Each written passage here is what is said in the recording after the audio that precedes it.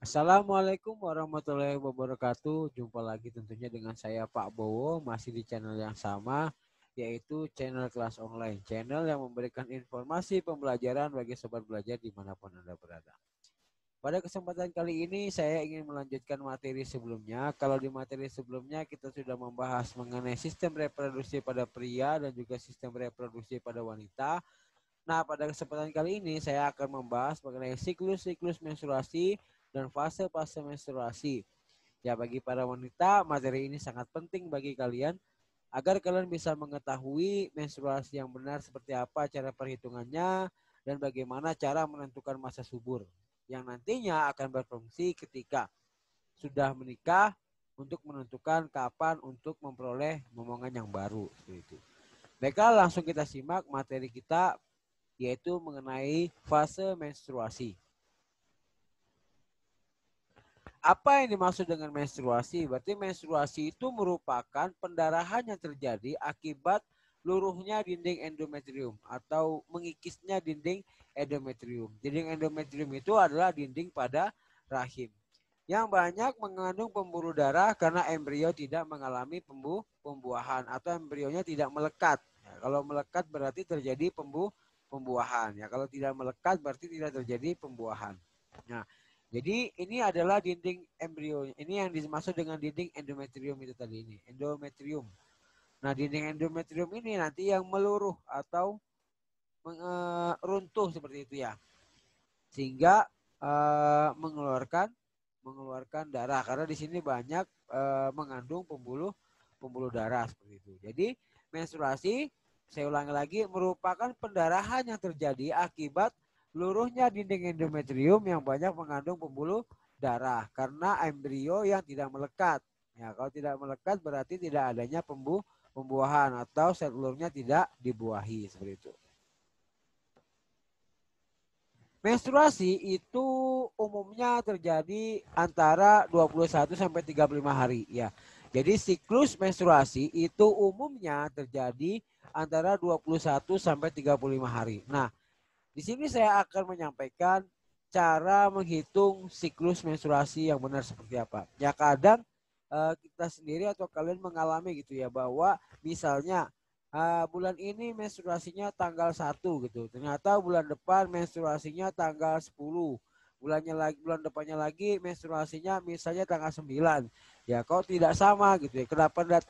Kenapa tidak setiap tanggal 1 gitu menstruasinya? Ya tidak demikian ya, karena siklus menstruasi ini bukan tidak berarti setiap bulan itu tanggalnya sama ya, karena bukan siklus gajian yang tanggalnya sama ya, bukan ya. Berarti dalam siklus menstruasi itu berlangsung pada rentang 21 sampai 35 hari. Nah, ini yang perlu diperhatikan. Ya, gitu ya. Berarti bukan berarti misalnya Januari tanggal 1 terus head atau menstruasi berikutnya tanggal 1 Februari. Bukan seperti itu ya. Tapi ada pada rentang 21 sampai 35 hari. Nah, semacam contoh ya, kalau kita ingin menghitung siklus menstruasi, biasanya saya menyarankan untuk menghitung 3 bulan terakhir. Ya, karena untuk mengetahui menstruasinya itu teratur apa tidak seperti itu. Kalau hanya satu atau 2 bulan itu tidak bisa dijadikan pegangan gitu ya. Jadi saya biasanya meminta untuk menghitung 3 bulan terakhir gitu. Nah, seperti ini contohnya. Saya punya kalender Januari, Februari, dan Maret. Cara menghitungnya bagaimana? Ingat, rentangnya 21 sampai 35 hari. Pada Januari tanggal 1, mulai terjadi menstruasi. Menstruasi kedua tanggal 24 Januari. Antara 1 sampai 24 Januari itu 23 hari. Berarti sampai di sini kondisinya ada atau masih termasuk pada rentang 21 sampai 35 hari. Berarti menstruasinya normal. Pada bulan kedua menstruasi terjadi ya pada tanggal 15 Februari. Antara 24 Januari ke 14 ya, antara 25 sini ke 14 ini itu selisihnya ada 20 hari. Apakah masuk dalam rentang? Tidak. Oh, berarti menstruasi saya tidak normal. Tunggu dulu. Ya, jangan, jadi saya katakan jangan melihat hanya 1 atau 2 bulan ya, minimal ada 3 bulan untuk menentukan menstruasi itu normal apa tidak. Kemudian menstruasi berikutnya itu berlangsung pada tanggal ini salah tulis ya. Ini salah tulis ini. Ini berlangsung pada tanggal 9. Dari 15 ke 9 ya saya perbaiki. Ini salah tulis ya. Ini yang benar adalah tanggal 15 ya. Ya, 15 saya perbaiki. Ya. Dari tanggal 15 Februari, ini 15 Februari ke tanggal 9 itu selisihnya ada berapa? Coba kita hitung. 1, 2, 3, 4, 5, 6, 7, 8, 9, 10, 11, 12, 13, 14, 15, 16, 17, 18, 19, 20, 21, 22, 23, 24, 25. 16. 1, 2, 3, 4, 5, 6, 7, 8, 9, 10, 11, 12, 13, 14, 15, 16, 17, 18, 19, 20, 21, 22. Ada 22 hari selisihnya. Apakah masih masuk rentang 21 sampai 35 hari? Masih masuk, ya kan? Nah, terus pada menstruasi ketiga, pada menstruasi berikutnya yaitu tanggal 31 Maret. Berarti dari 9 ke 31. Berarti ada berapa hari? Ada 21 hari. Nah, pola menstruasi ini masih masuk dikatakan pola menstruasi yang normal. Tapi Pak, di sini kok berlangsung ada yang 20 hari. Ya, kalau misalnya dalam 3 bulan ini ada 1 atau 2 bulan itu ada yang tidak normal, berarti itu bisa saja disebabkan oleh faktor ketidakseimbangan hormon seperti itu. Akan tetapi apabila 3 bulan berturut-turut mengalami gangguan menstruasi, itu segera dilakukan pemeriksaan seperti itu. Atau misalnya awalnya normal, kemudian terlambat sampai 3 minggu misalnya. Nah itu perlu dilakukan pemeriksaan ya. Jangan-jangan apa bisa jadi beberapa hal yang bisa menyebabkan itu. Ya. Jadi siklus menstruasi ini juga tidak selamanya mungkin sama ya. Maksudnya selamanya 23 hari. Bisa jadi kurang atau lebih. Yang terpenting itu yang diperhatikan adalah kalau 1 atau 2 bulan saja seperti itu ya, yang tidak tepat itu tidak masalah, kan bisa jadi diakibatkan oleh ketidakseimbangan hormon atau misalnya faktor kelelahan atau misalnya ada faktor penyakit seperti batuk, flu dan lain sebagainya yang bisa mempengaruhi daya tahan tubuh seperti itu. Nah, jadi beginilah cara menghitung siklus menstruasi ya. Jadi caranya tadi dicari atau dilihat selama 3 bulan terakhir. Jika selama 3 bulan terakhir itu masih masuk rentang 21 sampai 35 hari, maka dia masih dikatakan menstruasi yang normal seperti itu ya. Kebanyakan orang itu tidak tahu dan tidak menghitung seperti itu ya. Banyak yang tidak menghitung sehingga tidak paham siklus menstruasinya itu berapa hari seperti itu ya, berapa hari. Dan ini nanti juga sangat penting untuk menghitung masa subur. Ya, masa subur itu nanti ada pada fase ovulasi di siklus menstruasi. Baiklah, mari kita bahas apa saja siklus menstruasi atau fase-fase yang ada dalam siklus menstruasi. Fase pada siklus menstruasi itu ada 4. Yang pertama ada praovulasi. Praovulasi ini sebelum ovulasi terjadi ovulasi atau pelepasan sel telur. Lalu yang kedua ada fase ovulasi. Fase ovulasi inilah yang tadi saya katakan, ovulasi itu adalah pelepasan sel telur. Di mana sel telur yang sudah matang kemudian dilepaskan. Nah, pada masa inilah yang dikenal dengan istilah masa subur. Di mana sel telur itu siap untuk dibuahi seperti itu. Kemudian ada pasca ovulasi. Pasca ovulasi adalah fase di mana setelah sel telur tersebut dilepaskan. Lalu yang terakhir adalah fase menstruasi, di mana tadi fase menstruasi terjadi apabila sel telur tidak dibuahi, yang terjadi adalah luruhnya atau runtuhnya dinding endometrium yang biasa ditandai dengan keluarnya darah atau pendarahan seperti itu. Yang pertama kita bahas di sini adalah fase praovulasi. Tadi saya sudah sampaikan, pra itu adalah sebelum, ovulasi adalah sel telur. Analoginya seperti ini. Kalau dalam suatu rumah, ya, kalau dalam suatu rumah ingin kedatangan tamu atau suatu rumah ingin ditempati penghuninya, maka yang pertama kali dilakukan adalah untuk membuat si rumah tadi layak untuk dihuni, kan seperti itu. Ya. Jadi saya ulangi. Kalau saya biasanya analoginya seperti itu ya. Ya. Jadi Ketika suatu rumah ingin kalian tempati, maka yang pertama kalian lakukan adalah membuat rumah itu layak untuk ditempati dulu kan. Misalnya rumahnya diperbaiki atau rumahnya dibangun. Setelah rumah itu bisa ditempati, baru kalian pindahkan ke rumah tersebut. Nah, sama analoginya seperti ini. Pada tahap praopulasi yang dilakukan adalah persiapan untuk proses pembuatan persiapan untuk dinding endometrium.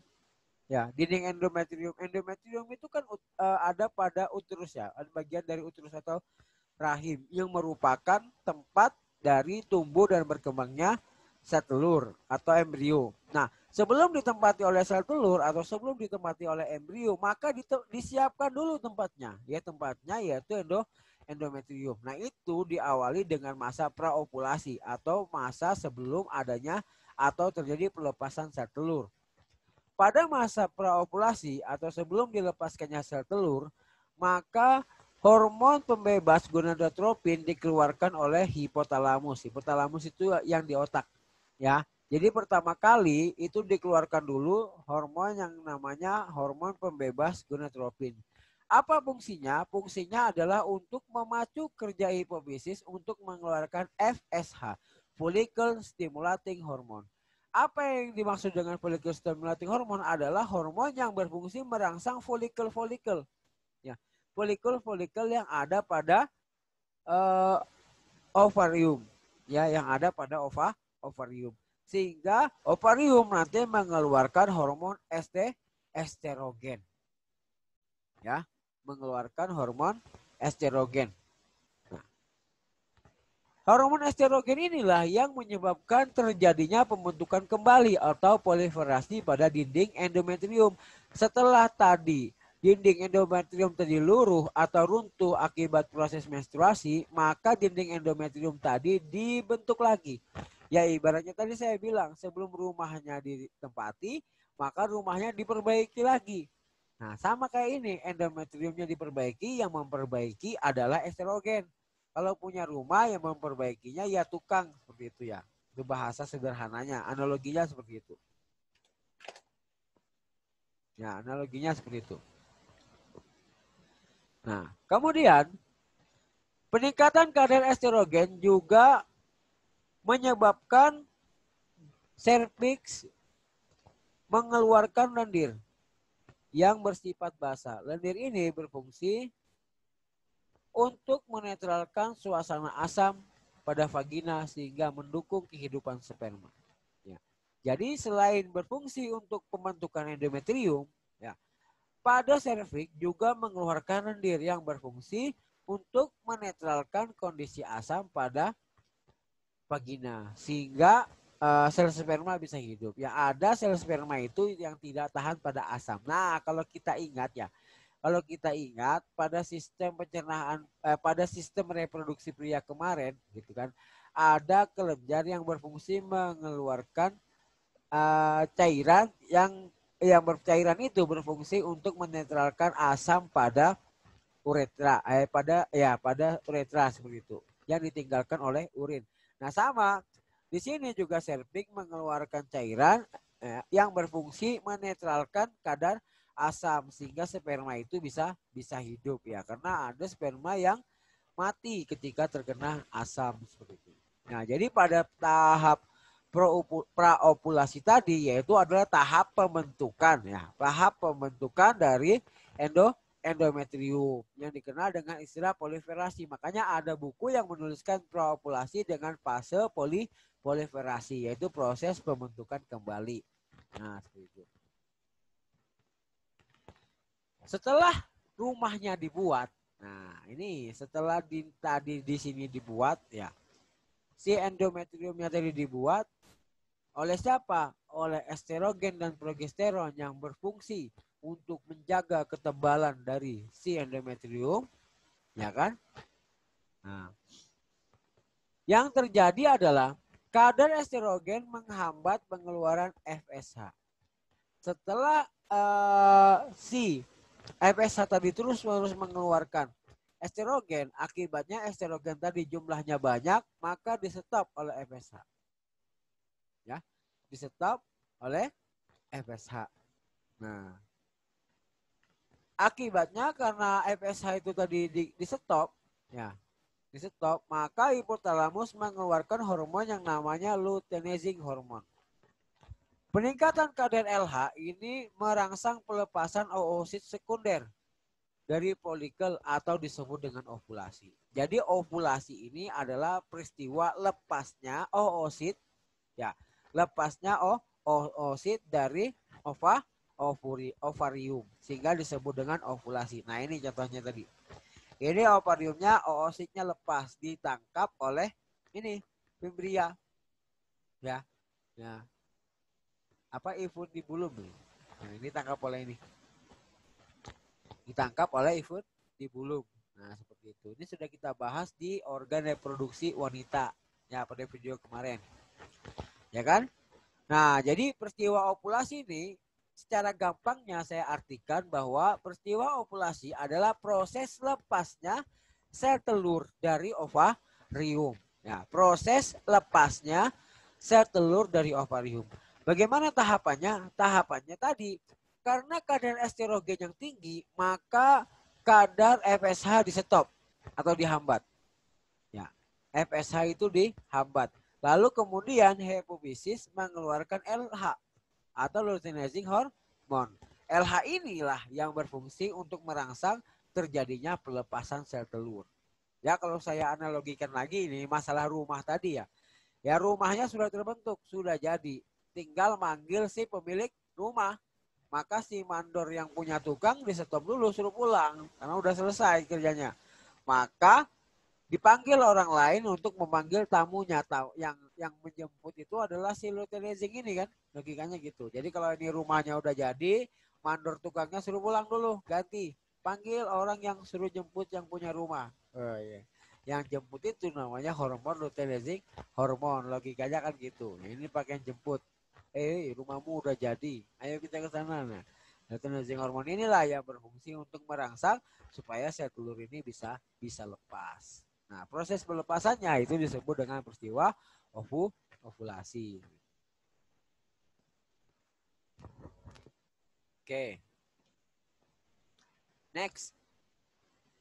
Selanjutnya adalah pasca ovulasi. Pasca setelah ovulasi lepas, yaitu lepasnya peristiwa fase di mana setelah sel telur itu dilepaskan.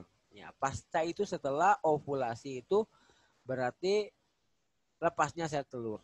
Nah, tadi saya lupa singgungnya. Ya, jadi pada fase ovulasi inilah yang dikenal dengan peristiwa atau yang dikenal dengan masa subur, ya, yang dikenal dengan masa subur. Nah, yang mana ketika sel telur itu sampai di sini, nah, disinilah sel telur itu bisa dibuahi. Berarti kurang lebih sekitar 3 hari setelah ovulasi, ya, 3 hari setelah ovulasi. Ya, kalau dihitung-hitung berarti jatuhnya itu di minggu kedua, ya, minggu kedua setelah menstruasi, ya, minggu kedua setelah menstruasi, ya, kurang lebih seperti itu.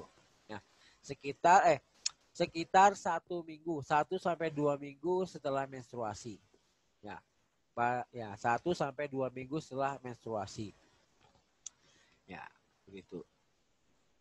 Nah, ini pasca ovulasi. Pasca ovulasi terjadi 14 hari setelah menstruasi berikutnya. Nah, ini juga masih masuk ke dalam masa subur. Ya, karena sel telurnya sudah lepas. Ya, jadi batasnya itu biasanya yang bagus itu ya 14 hari setelah menstruasi. Biasanya itu masuk masa subur. Kalau saya biasanya ngitungnya seperti itu ya. Karena setelah 14 hari itu biasanya sel telur itu sudah lepas dan bisa melakukan pembuahan. Nah, seperti itu ya. Jadi pada pasca ovulasi atau pasca setelah lepasnya sel telur ini terjadi pada 14 hari sebelum menstruasi berikutnya. Jadi kalau misalnya selesainya tanggal 1 berarti tanggal 14 itu sudah masuk di pasca ovulasi, dan ini bisa saja terjadi dan ini bisa menjadi masa subur karena pada masa ini sel telur tadi lepas dan kemudian kemungkinan berada di sini. Dan ini sudah bisa dibuahi. Ya. Lalu kemudian follicle the graft atau folikel yang sudah matang melepaskan oosit sekunder akan berkerut menjadi korpus luteum. Nah, kalau seandainya sudah dilepaskan maka nah si ini yang folikel degrap atau folikel yang sudah matang ini nanti lama-lama akan mengecil ya, atau mengerut. Ya, jadi folikel degrap kemudian menjadi korpus luteum dan terakhir menjadi korpus albikan. Nah, seperti itu. Korpus luteum masih mengeluarkan estrogen dan progesteron tapi tidak sebanyak pada saat pembentukan folikel. Jadi pada masa ovulasi ini tetap mengeluarkan estrogen dan progesteron. Kenapa? Jaga-jaga kalau seandainya terjadi pembuahan. Ya, kalau terjadi pembuahan maka zat telur tadi akan melekat atau melekat di uterus atau rahim atau di endometrium. Maka terjadilah peristiwa gestasi atau kehamilan. Nah, makanya biasa nanti ada pembahasan sendiri di bidang fertilisasi dan juga perkawinan ya, biar penasaran ya, biar subscribe ya. Ya, jadi pada masa praovulasi ini si korpus luteum yang ini tetap mengeluarkan hormon estrogen dan progesteron. Tujuannya apa? Untuk menjaga si dinding endometrium supaya tidak luruh atau tidak lemah. Karena estrogen dan progesteron ini berfungsi untuk menjaga ketebalan dari dinding endometrium. Jaga-jaga kalau dia sampai di sini dan kemudian dibuahi, maka sel telur itu akan melekat ya. Sel telur yang sudah dibuahi akan melekat di rahim atau endometrium. Nah, disinilah nanti janinnya akan berkembang. Ya, embrio menjadi janin di sini di endometrium ini. Nah, pada masa ovulasi seperti itu. Jadi dia nunggu nih, mana nih abangnya kok belum datang-datang gitu. Ya, nunggunya di sini ya. Nah, jadi pembuahan itu terjadi di sini. Ini tuba fallopi atau oviduk. Nah, next. Progesteron mendukung kerja estrogen untuk mempertebal dinding endometrium. Nah, tadi saya sudah sampaikan kan bahwa si progesteron dan estrogen ini berfungsi untuk mempertebal dinding endometrium supaya dia kuat. Nah, ini kuat sekali nih. Nggak tidak gampang sobek seperti itu. Ya, untuk menerima perlekatan embrio apabila terjadi pembuahan. Jadi saya katakan, ya, jadi pada masa praovulasi tadi dia tetap menghasilkan estrogen dan progesteron yang berfungsi untuk menjaga ketebalan dinding endometrium sehingga ketika terjadi pembuahan siap untuk menerima sel telur yang sudah dibuahi. Apabila tidak terjadi pembuahan, ya misalnya si abangnya nggak datang ke sini, ya, maka ya apabila tidak terjadi pembuahan, maka korpus luteum ini akan mengecil lagi ya, menjadi yang namanya korpus albikan. Nah ini korpus luteum ya, ini pada saat dia matang ada sel telurnya di sini. Lepas sel telurnya dia menjadi korpus luteum. Ya, ini dinding endometriumnya masih tebal. Lalu kemudian karena dia tidak dibuahi, maka dia akan mengecil menjadi korpus albikan. Nah, korpus albikan ini hanya sedikit mengeluarkan hormon estrogen dan progesteron. Ya, jadi lama karena tidak dibuahi, ya, yang ditunggu juga tak datang-datang seperti itu ya. Maka ya sudah, akhirnya yang tukang jaga rumah tadi, yang tukang menjaga rumah tadi ya pulang. Nah, yang punya rumah nggak datang-datang sudah pulang. Ya, lama-lama karena rumahnya tidak dirawat, akhirnya rusak seperti itu. Ya sama tadi kan. Ya, karena yang sel telurnya yang ditunggu-tunggu tadi tidak datang, ya, tidak dibuahi, ya, dan dia tidak bisa melekat di sini, maka si korpus luteum tadi menjadi yang lebih kecil yang namanya korpus albikan dan kemudian menghasilkan hormon estrogen dan progesteron yang sedikit atau yang lebih rendah. Ya. Karena kadar estrogen dan progesteron yang rendah, yang mana kita tahu tadi bahwa estrogen dan progesteron tadi fungsinya untuk menjaga agar si dinding endometrium tadi tetap tebal, ya. Kemudian kadar di stop, ya, atau kadarnya rendah, otomatis si endometrium tadi menjadi lemah gitu ya, tidak tebal gitu. sehingga terjadilah proses peluruhan atau runtuhnya dinding endometrium yang disebut dengan menstruasi. Nah, ya. Jadi fase menstruasi ini terjadi ketika ovum atau sel telur tidak dibuahi.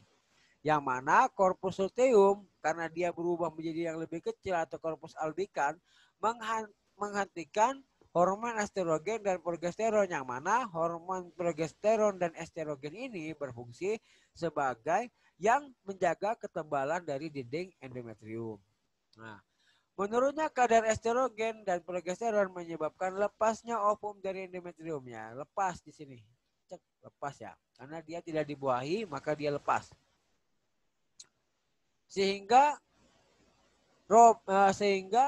disertai dengan luruhnya atau robeknya dinding endometrium sehingga terjadi pendarahan. Makanya kalau orang menstruasi itu biasanya ditandai dengan sakit. Ya ada yang nyeri di bagian perut dan lain sebagainya. Kenapa? Karena ya robek, luka. Gitu. Makanya biasanya ditandai dengan nyeri seperti itu ya. Itu. Fase menstruasi umumnya berlangsung kurang lebih 5 hari. Tapi ini juga terjadi pada orang itu juga ada yang berbeda-beda ya. Ada yang 5 hari, ada yang 3 hari, ada yang cuma 1 hari seperti itu. Nah ini dipengaruhi juga oleh keseimbangan hormon dan daya tahan tubuh. Maksudnya kondisi tubuh dan juga keseimbangan hormon. Nah ini juga mempengaruhi proses menstruasi ini. Ya. Oke, sampai sini dulu penjelasan kita mengenai siklus menstruasi dan fase-fase menstruasi. Semoga bermanfaat. Jangan lupa subscribe, like, dan komennya jika ada yang ditanyakan, serta di-share agar teman-teman yang lain mendapatkan manfaat yang sama dengan sobat belajar semua. Oke, saya akhiri. Assalamualaikum warahmatullahi wabarakatuh.